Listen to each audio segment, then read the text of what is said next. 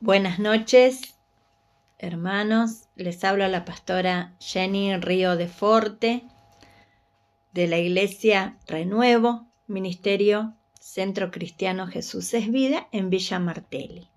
Estamos con esta serie de sermones por la cuarentena, tratando de llegar a cada hogar y a cada necesidad y a cada hermano con la palabra de Dios. En esta tarde les quiero hablar de un tema que el Señor me mostró en su palabra, y el bosquejo con todos los pasajes lo voy a dejar abajo en la descripción del video de YouTube para que lo puedan seguir si quieren la lectura mientras ven el video y lo tengan como referencias para los que les gusta tomar apuntes.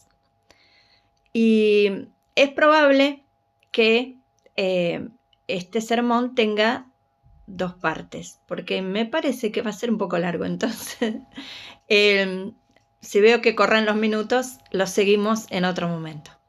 Así que, sin más, vamos a ir al título del sermón. El título del sermón es Bendiciones en la desgracia. Y si hay un momento en que estamos en desgracia, los seres humanos de este planeta, es este. Porque estamos en medio de una pandemia. Y es una gran desgracia, una pandemia, porque se lleva muchas vidas. Primero que nada. Y segundo, porque también arrastra la economía a nivel mundial, y en cada país y en cada hogar todos estamos afectados a nivel económico, pero también a nivel emocional, por todo lo que uno escucha, por el temor, por las dudas, por todo lo que tiene que ver con no poder ver a los seres queridos, abrazarlos, besarlos. Y bueno, así podríamos seguir largamente enumerando las desgracias que ha traído esta pandemia. Con un simple vistazo de nuestra WhatsApp podemos ver cuántos videos y cuántas noticias abrumadoras, horribles, y muchas son falsas. Ya dijimos esto varias veces, pero bueno, nunca está de más repetirlo. Y escuchamos solo malas noticias. En medio de esta desgracia, Dios nos quiere hablar de bendición. Así que vamos a hablar de lo que le pasó a David. David era un pastor de ovejas en Israel, y el rey Saúl era el que estaba gobernando. Pero el rey Saúl no tenía un corazón conforme al de Dios. Y David buscó una persona que tuviera un corazón conforme al de él, un corazón conforme al de Dios. Y esa persona fue David. Y David, cuando Saúl ya había dado muestras de ser un rebelde y un desobediente y un egocéntrico y ególatra, Dios le quitó el reino. Se lo quitó, digamos, legalmente, la autoridad, el derecho, pero de hecho todavía pasarían unos cuantos años hasta que se hiciera efectiva esta sentencia de Dios contra Saúl. Mientras tanto, le dijo a Samuel, su profeta, que vaya y ungiera al nuevo rey. Y lo mandó a la casa de David, y cuando aparecían sus hermanos mayores, Dios le decía, este no es, no, este no. Yo no miro las apariencias, miro el corazón. Y al final fueron a buscar al más chiquito que estaba cuidando las ovejas, lo fueron a buscar. Este es, dijo Dios, y Dios lo ungió. Entonces, a Saúl le gustaba cómo tocaba los instrumentos porque era músico. Él compuso la mayoría de los salmos que tenemos en la Biblia. Y entonces, como dice la Biblia, vino un espíritu maligno a atormentar a Saúl. Muchos psicólogos concuerdan que tenía una personalidad psicopática por la descripción que la Biblia hace de Saúl. Y dice que la música lo calmaba. Entonces, bueno, seguramente si tenía un espíritu maligno, el espíritu maligno cuando escuchaba las adoraciones a Dios de David, se paralizaba. La cuestión es que David se empezó a destacar por su valentía, entre otras cosas cuando derrotó a Goliat, el gigante filisteo del ejército enemigo, lo derrotó Goliat. Y bueno, y así empezó a destacarse por su valentía a pesar de su poca edad, y empezaron, la cultura popular enseguida te idolatra, te endiosa, como pasa hoy en día. Cuando tenés algún éxito te ponen allá arriba. Entonces las muchachas cantaban 1000 hombres mató Saúl, 10.000 mató David. Bueno, esto fue suficiente para que Saúl se llene de celos contra David y le arrojó, mientras estaba cantando, la lanza, y David la esquivó y se clavó en la pared. Entonces David dijo, mejor me voy. Y tuvo que empezar a huir. Entonces, la primera desgracia que vemos que le pasó a David fue que fue perseguido injustamente por un psicópata. Entonces, tuvo que estar escondiéndose en el desierto, en distintos lugares, durante 8 años. Sin haber hecho nada, porque él no hizo nada malo. Estaba perseguido por los celos de Saúl, que querían matarlo. Entonces, a pesar de que contaba con la amistad de Jonatán, que era el hijo del rey, el príncipe heredero, eran muy amigos como hermanos, y Jonatán lo ayudó a escapar para que no lo mate Saúl. Entonces, todo esto está en Primera Samuel, el libro de Primera Samuel. Bueno, entonces, cuando escapa, dice que fue a un lugar en el desierto que era la cueva de Adulam. Dice en 1 Samuel 22, 1 y 2, David se fue de allí y huyó a la cueva de Adulam. Cuando sus hermanos y todos sus parientes lo supieron, fueron a reunirse con él. También se le unieron todos los oprimidos, todos los que tenían deudas y todos los descontentos. Y David llegó a ser su capitán. Los que andaban con él eran como 400 hombres. Yo creo que si hoy nosotros nos fuéramos a una cueva a escondernos y vinieran todos los descontentos, los oprimidos y los que tienen deuda, no entramos en la cueva. Porque hoy en día en el país hay muchos oprimidos, muchos descontentos y muchos con deuda sobre todas las cosas. Así que, bueno, David estuvo acompañado por 400 de estas personas.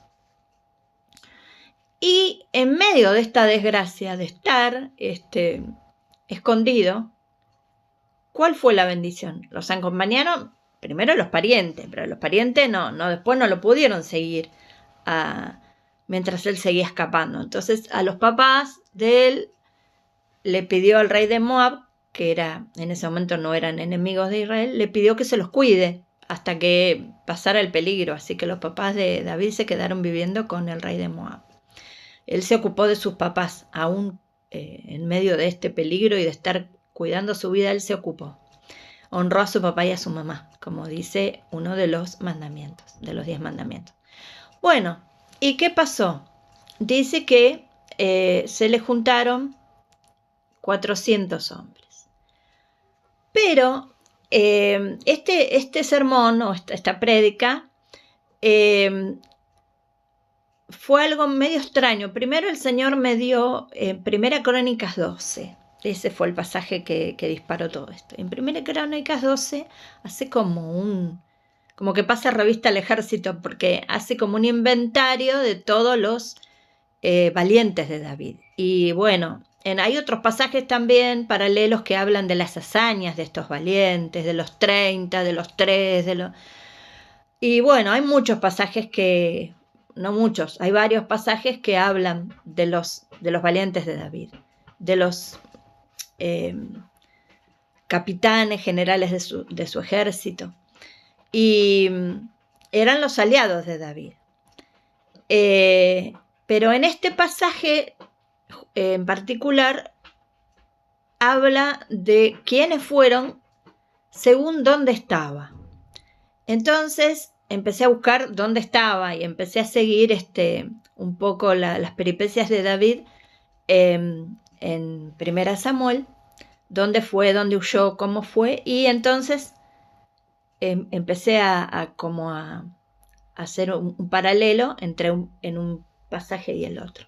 Entonces, en 1 Crónicas 12, del 1 al 3, dice: cuando David todavía estaba desterrado de la presencia de Saúl, hijo de Quis, un grupo de guerreros valientes que iban armados con arcos, un grupo de guerreros valientes que iban a ser sus aliados en la guerra, fue a unirse con él en Siclag.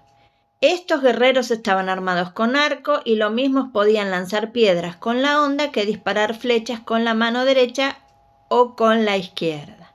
Bueno, estos cuando estaba en Siclag fue más adelante, pero cuando estaba en el desierto empezaron a llegar estos 400 valientes. Y dice que eran parientes de Saúl, de la tribu de Benjamín, y los enumera. Y nombra a uno que se llama Beraca, al final del versículo 2. O mejor dicho, sí, del versículo 3, Beraca. Entre otros nombres. Me llamó la atención porque hacía pocos días había leído otro pasaje que nombraba a Beraca como un valle, el valle de Beraca. Y Beraca, dice mi Biblia al pie, en la nota a pie de página, que significa bendición. Me llamó la atención que esta persona, este hombre, este guerrero, se llamara bendición.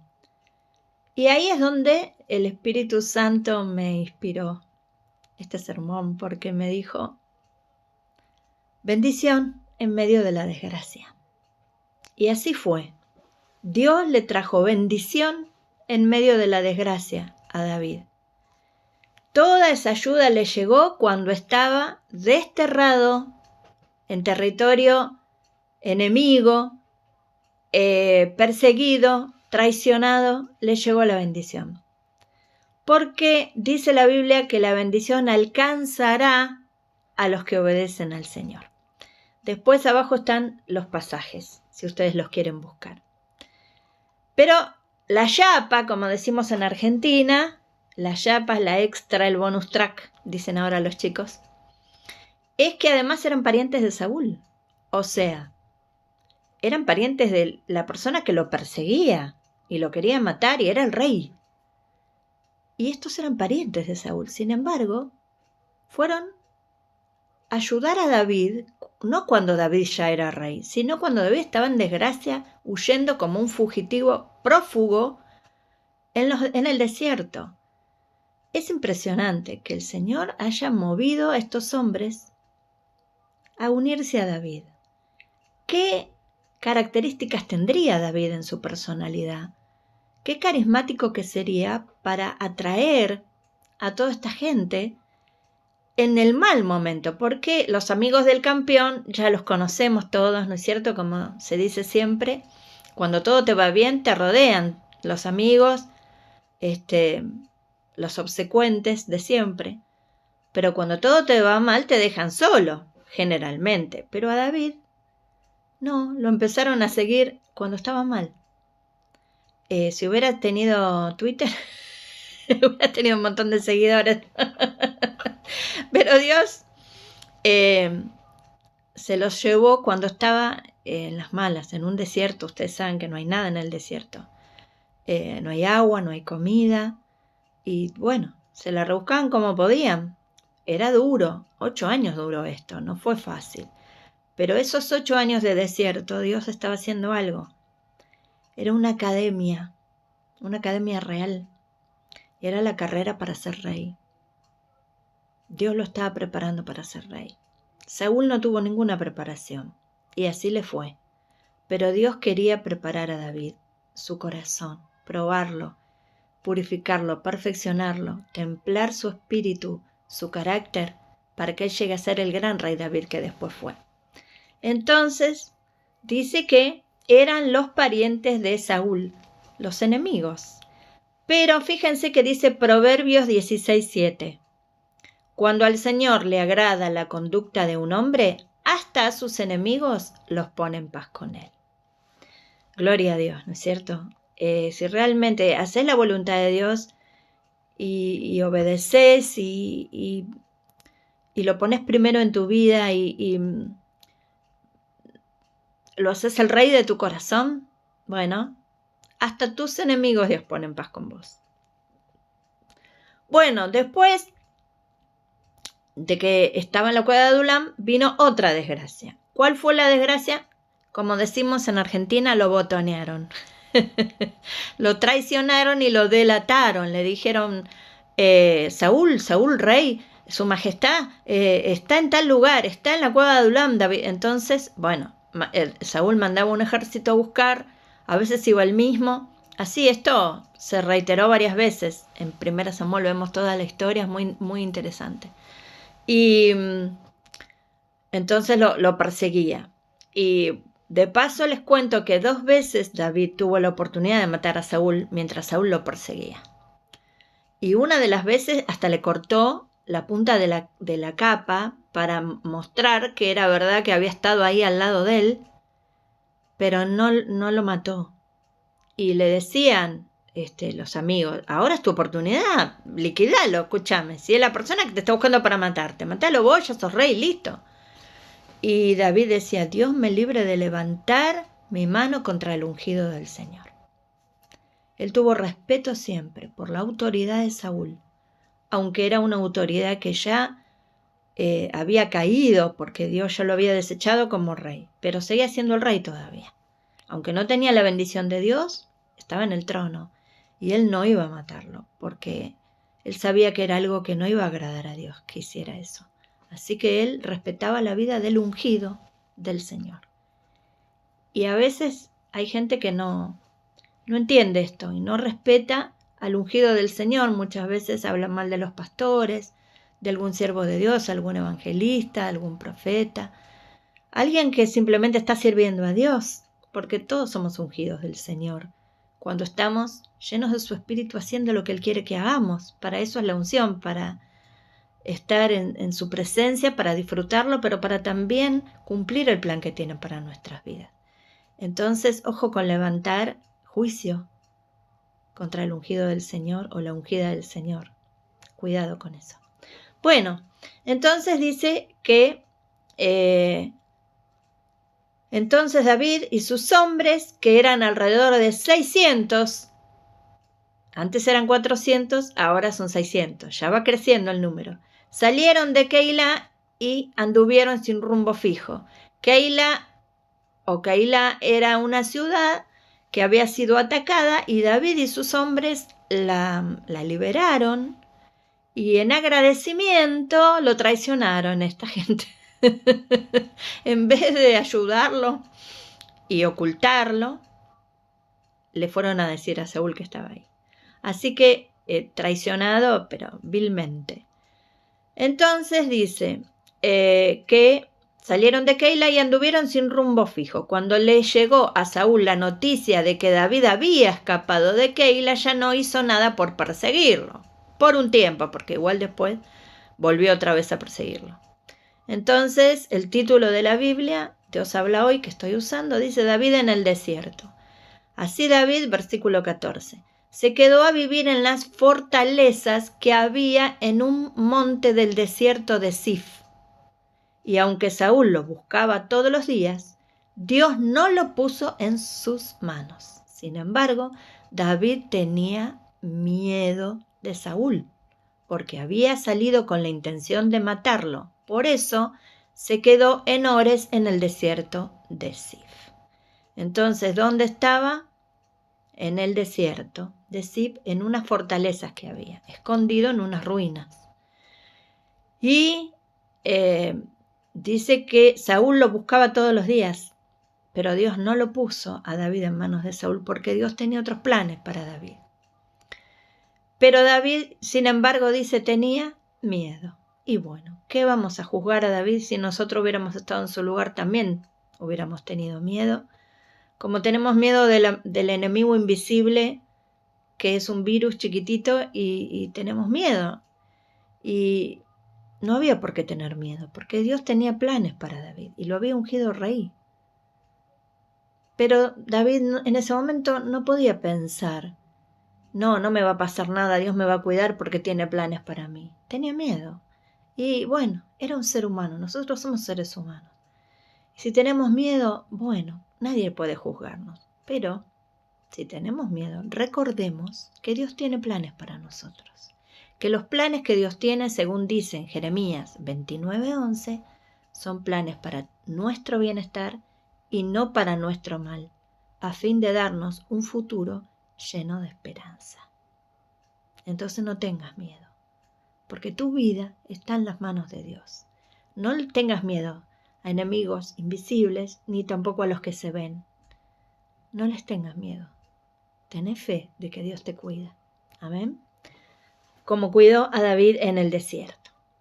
Bueno, la desgracia, segunda desgracia.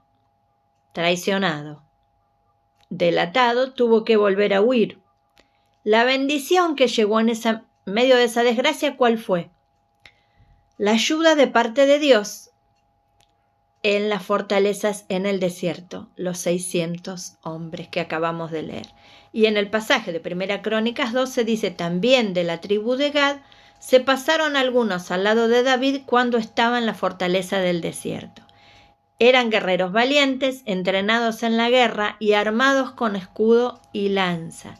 Tenían aspecto como de leones y corrían por los montes como venados. ¡Wow! O sea, encima venían refuerzos armados, porque eran guerreros valientes, gente preparada, no eran novatos, era gente entrenada, entrenados en la guerra, dice, y armados con escudo y lanza, armas que en esa época no las tenían todos, porque las lanzas eran de hierro, y el hierro había que importarlo, porque los filisteos, justamente, que eran los enemigos de los israelitas, eran los herreros que trabajaban el hierro. Los israelitas no lo sabían hacer eso. Así que tener escudo y lanza, importados, no era para cualquiera. Así que era alta tecnología en ese momento. Igual que los carros de guerra, que también habla, no lo vamos a leer, pero los nombra en 1 Crónicas 12.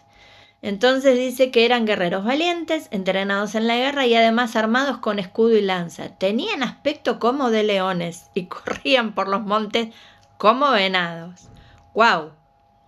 Eran, me imagino, tipo como patobicas, así, bien musculosos y ágiles y con un estado físico óptimo. Y eran de la tribu de Gad, o sea, sus propios compatriotas, una de las 12 tribus de Israel. Y dice en 1 Crónicas 12:16, además, algunos hombres de la tribu de Benjamín y de Judá fueron a unirse con David en la fortaleza. Así que de la tribu de Dan, de la tribu de Gad, de Benjamín y de Judá se fueron a unir con él. Viene una tercera desgracia, o cuarta, ya perdí la cuenta.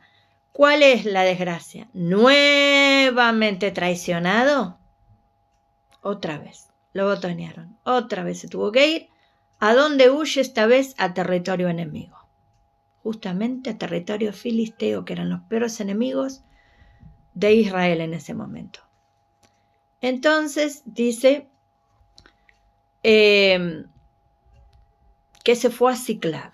Ziklag representa en esta historia la salida más fácil. ¿Por qué? Fíjense, dice 1 Samuel 27, 1 y 2. Sin embargo, David pensaba, tarde o temprano Saúl me va a matar. Por eso lo mejor que puedo hacer es huir al país filisteo para que Saúl me deje tranquilo. Esperen que me perdí.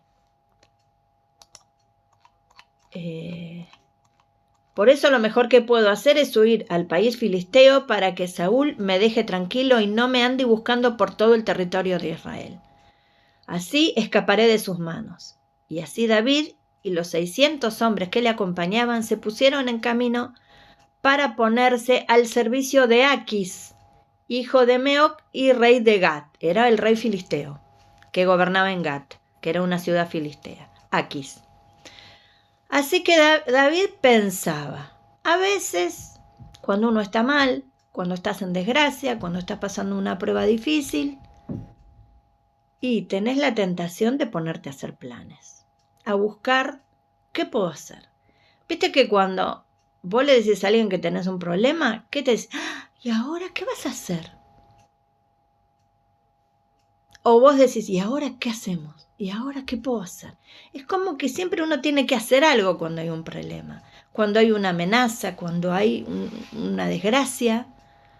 Pensamos qué podemos hacer. Y esto es así porque los seres humanos tenemos la necesidad de estar en control.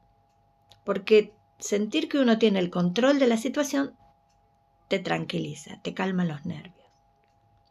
Y sentir que las cosas están fuera de control te sube la angustia. Entonces los psicólogos dicen que baja el monto de la angustia cuando uno siente que tiene el control. Pero el control, que sería tema para otro sermón, no lo tiene nadie, lo tiene solo Dios.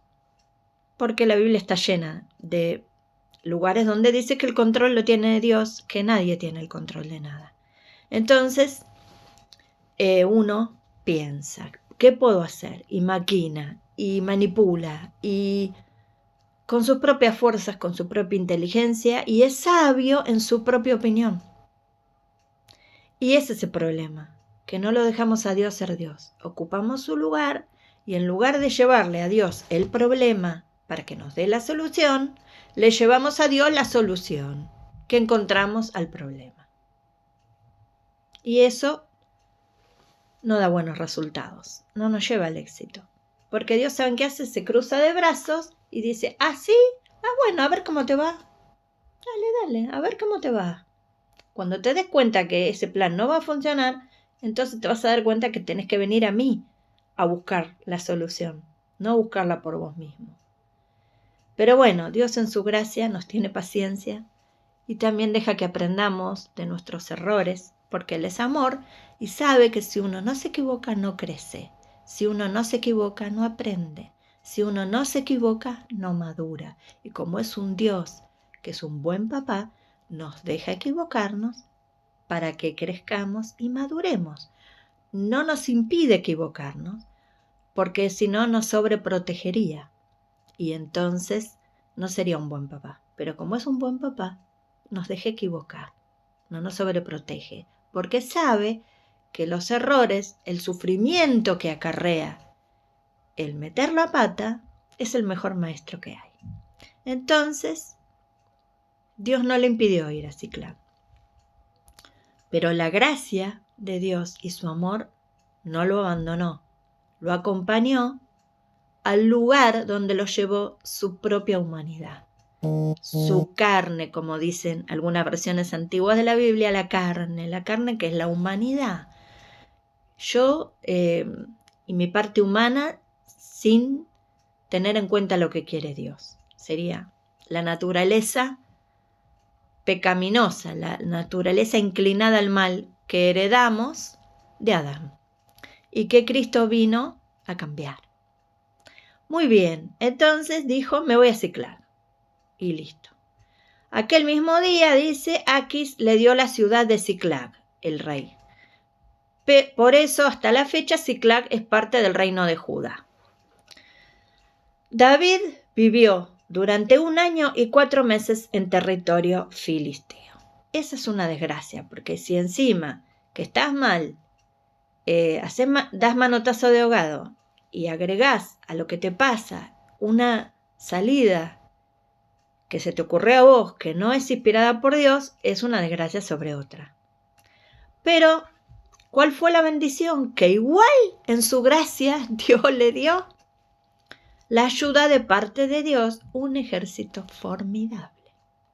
Dice en 1 Crónicas 12, 20 y 21, los hombres de la tribu de Manasés que se pasaron al lado de David cuando éste se fue a Siclag fueron fulano, bueno, lo vamos a leer porque son todos nombres difíciles, jefes de batallones de Manasés. Estos fueron los que ayudaron a David al frente de la tropa, porque todos eran guerreros valientes y llegaron a ser jefes del ejército. ¡Wow! Y en 1 Crónicas 12:22 dice, y día tras día le llegaban más refuerzos a David hasta que se formó un gran ejército, un ejército de veras formidable, dice la versión Dios habla hoy. Entonces, aunque estaba en un lugar donde lo llevó su carne, su propia humanidad y su falta de fe, y el miedo, porque el miedo es falta de fe. Si tenés fe no tenés miedo y si tenés miedo no tenés fe. Son como el agua y el aceite. Igual la gracia de Dios lo acompañó. Y le siguió llegando refuerzos. Entonces, ahora vamos a ver la segunda parte del sermón. ¿Dónde te lleva la gracia de Dios?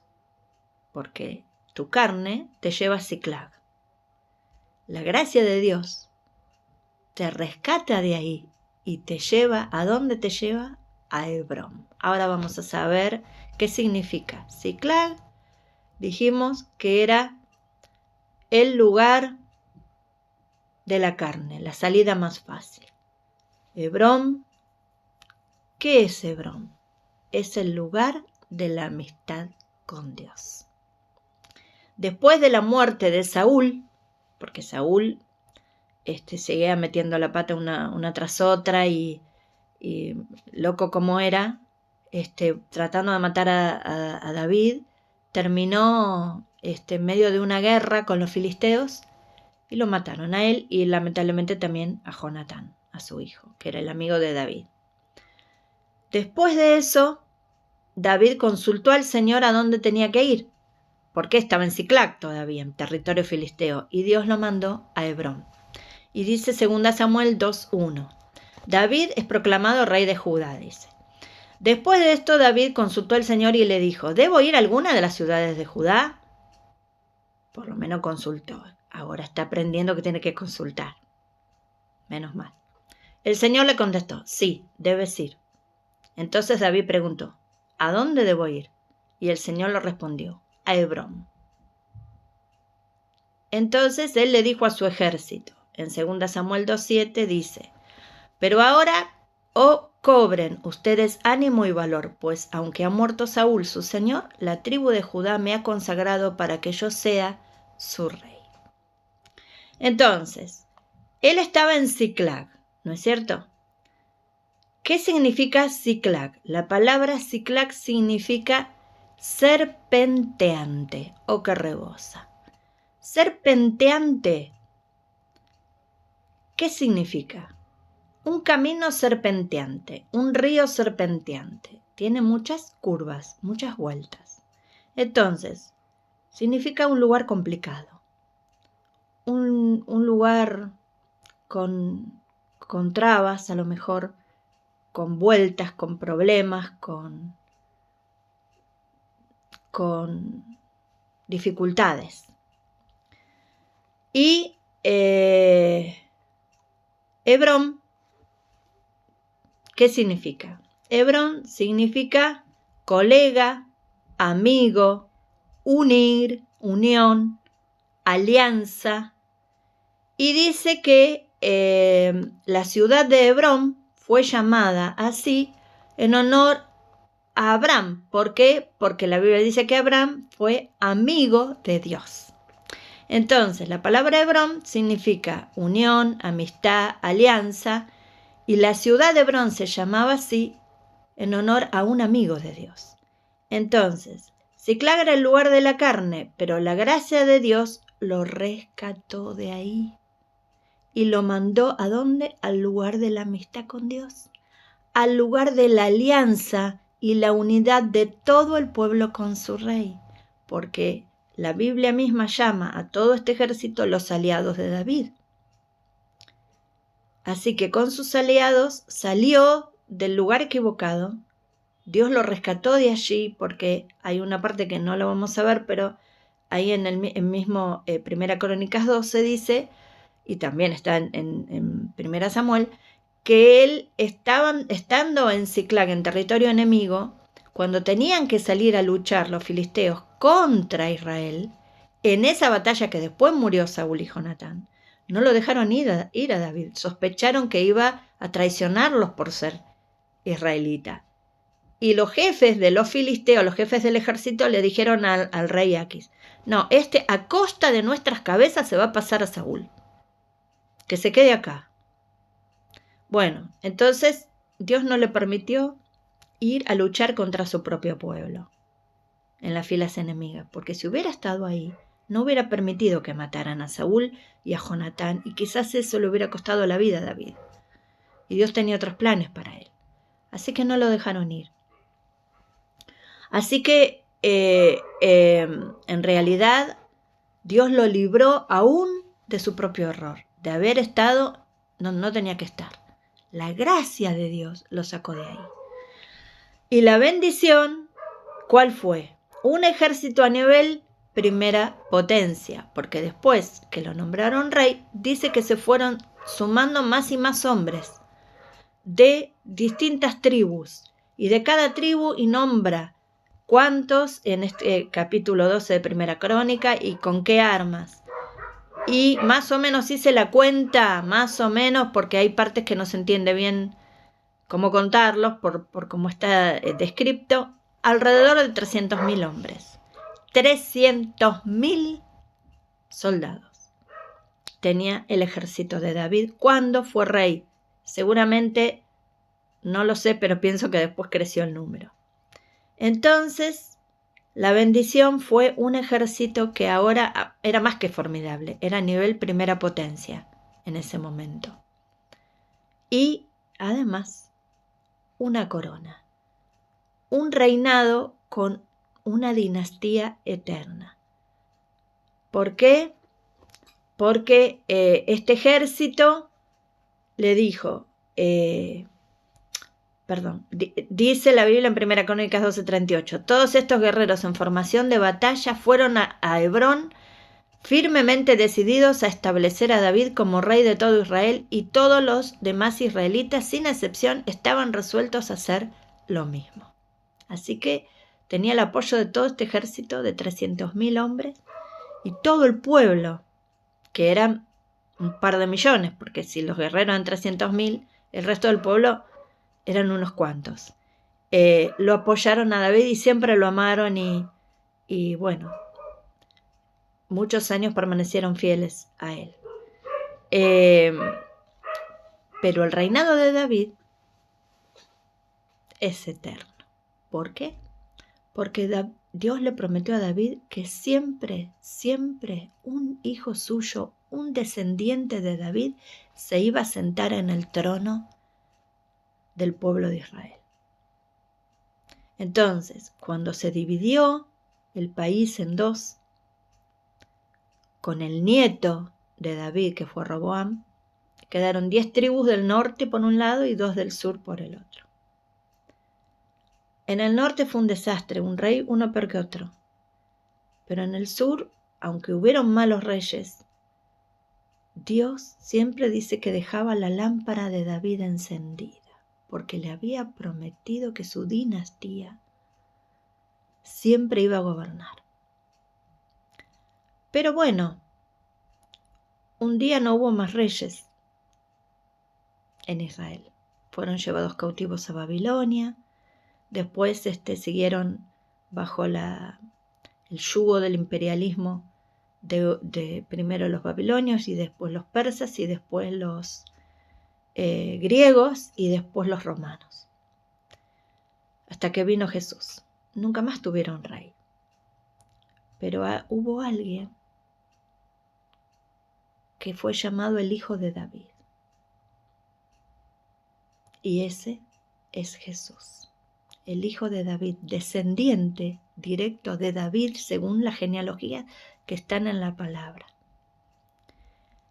Y ese rey, descendiente de David, Jesús de Nazaret, es el Rey de Reyes y Señor de Señores y reina por los siglos de los siglos eternamente. Así que cuando Dios hace una promesa, se las ingenia para cumplirla. En medio de la desgracia, Dios manda su bendición. En medio de los problemas, Dios manda su bendición. En medio de tus errores y tus salidas fáciles y de buscar con tus propias fuerzas, humanamente, ignorando el plan de Dios, Dios igual te alcanza con su gracia y te bendice. Porque ¿sabes lo que ve Dios? Tu corazón. Dios ve el corazón. David tenía un corazón conforme al de Dios. Igual se equivocó. Igual después también cayó en tentación porque era un ser humano. El único que nunca pecó fue Jesús. Pero Dios veía su corazón. Tenía un corazón que aunque se equivocaba, aunque cometía errores, aunque caía en pecado, buscaba siempre a Dios, se arrepentía y buscaba de Él. Y en el Salmo 51, después de haber cometido uno de los peores pecados, dice: no quites de mí tu Santo Espíritu, devuélveme el gozo de la salvación. Porque David tenía un tesoro que era su relación con Dios, la intimidad con el amado. Y eso nadie se lo podía robar. Y hay muchos salmos que escribió estando en el desierto. Hay uno que dice que lo escribió estando en la cueva de Adulam, otro que dice que lo escribió cuando lo delataron que estaban en el desierto de Sif, otro que dice que lo escribió cuando lo estaba persiguiendo Saúl. En medio de esa prueba, David adoraba a Dios. ¿Qué son los salmos? Adoraciones. Canciones que se cantaban. Cantaba después que había muerto David, seguían cantando y las tenemos todavía hasta el día de hoy, que son los salmos. Son adoraciones. Así que en medio del desierto, en medio de la persecución injusta, David adoraba a Dios y se encomendaba a Él y pedía a Él que lo defendiera. Y aun cuando cometió el error de ir a territorio enemigo, la gracia de Dios, que veía su corazón, lo bancó, lo alcanzó, la bendición lo alcanzó, porque la bendición te persigue, porque la gracia de Dios te persigue y te va a buscar. Y si sos la ovejita que se cayó en el pozo, el Señor deja las 99 para ir a buscarte a vos y sacarte de ahí. No importa lo que hayas hecho, o no importa lo que te haya sucedido, o no importa lo que te hayan hecho otros injustamente. Si te calumniaron, si te despidieron de un trabajo porque alguien mintió, o porque otro te serruchó el piso, o porque, no sé, tu reputación fue manchada, te acusaron de cosas que no eran. Dios de ahí, de ese pozo, te saca y te bendice. Y también le da su merecido a los que se meten con la niña de sus ojos, que es la iglesia de Cristo, es la niña de sus ojos. El que se mete con la iglesia se mete con Él. Y Él te hace justicia. Hay muchos pasajes que hablan de eso. Y Él sabe por qué permite lo que permite. Vamos a ver el resto de la historia en otro sermón, pero quiero que te quedes con esto. El Señor sabe lo que hace. Él puede permitir una desgracia, porque a lo mejor te está entrenando para una corona, para que vos reines sobre algo, para que recibas autoridad sobre algo, no sé qué, un ministerio puede ser, en lo espiritual, en lo material puede ser, no sé, una empresa, un puesto, no sé. Pero cuando Dios quiere darte algo grande, primero te entrena. Primero templa tu carácter. te deja aprender de los errores. Cuando ve que estás listo, te ponen la corona en la cabeza.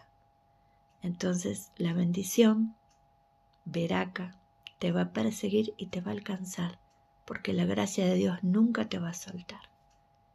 Dios te bendiga.